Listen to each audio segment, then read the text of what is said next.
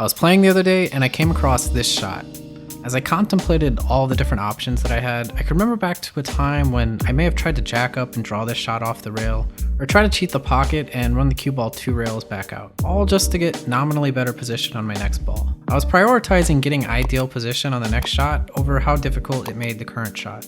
If you've watched some of my previous lessons on this channel, the idea of accepting what the table gives you has come up a number of times, but has never really been fully explained, so I wanted to take this chance in this video to talk about what it really means to accept what the table gives you.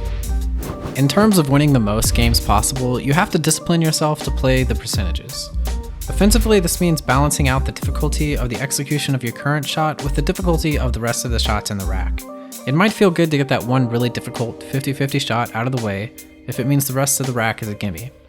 But you actually have a significantly higher probability of getting out of a rack shooting 2 75-25 shots, or even 6 90-10 shots.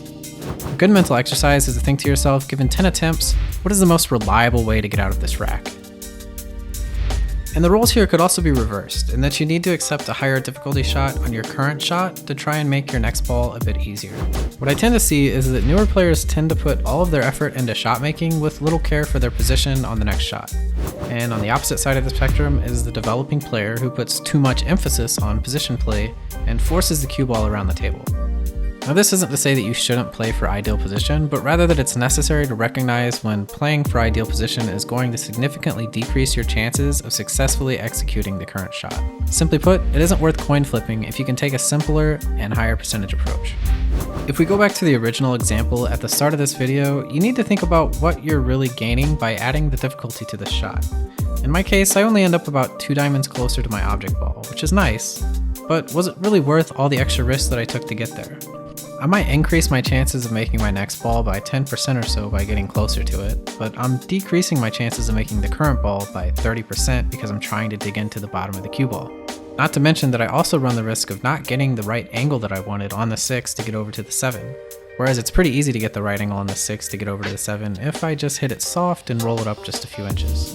In this case, we're looking at the shot we've been given on the table and accepting that we're just going to have to take a longer shot on our next ball to increase our chances of getting out of the rack. Another big factor that I want you to consider is that this is what the table has left you with, not Shane or Efren. It doesn't matter that you think the Pearl could bury this ball and whip the cue ball around 3 rails. The question is if you can. Can you make this shot reliably? If the answer is no, then in competition you probably have no business shooting that shot, unless it truly is the best option you have. Another issue that used to crop up in my game is that I felt like I had to pay the price for my own mistakes. Maybe I had an open table and made what should have been an easy out much more difficult. In situations like this, you need to take a second and try to approach the table as if this is what your opponent just left you with. It doesn't matter that you feel like you should have been out or that this should have been easy. You're still at the table, this is the shot you've been given, and it's still up to you to win the rack. When it comes to getting lucky, you have to take advantage of it when the balls are rolling your way. I can't tell you how many times I've caught a few good rolls, been way ahead of my opponent, only to catch a few bad rolls and end up losing the entire match. Your opponent's going to take advantage of their good rolls, so it's up to you to do the same. Finally, I want to take a second to talk about low percentage shots. There are going to be times when you come to the table and no matter what you do, bank, kick, cut, defense, your chances of winning that rack are just really low. Revisiting these shots and playing what if scenarios in your head is simply a waste of time and will only serve to wane on your mental. You missed a 1 in 10 shot, and there probably isn't a player in the world who has a better than a coin flip's chance at getting out of that rack. But I still see people get upset about missing these shots. Sometimes you come to the table and all you can do is give it your best effort. If you miss a shot you weren't supposed to make, just accept it. Don't be upset that you didn't catch a good roll or come up with a shot of the night. Just be thankful that you had a chance at the table because you probably weren't even supposed to get that shot in that rack anyways. So the next time you get up to shoot and find yourself out of position or putting extreme amounts of spin to force the cue ball around the table, take a second and really look at all the options that you have. Do you really need to do all this in one shot?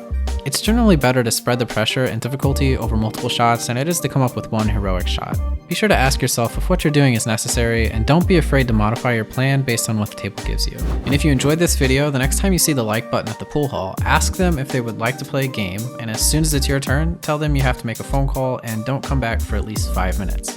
And if you'd like to help support this channel while simultaneously improving your game, check out the World of Pool and Billiards app. It's available for free on both iOS and Android, and that'll do it for today. See ya.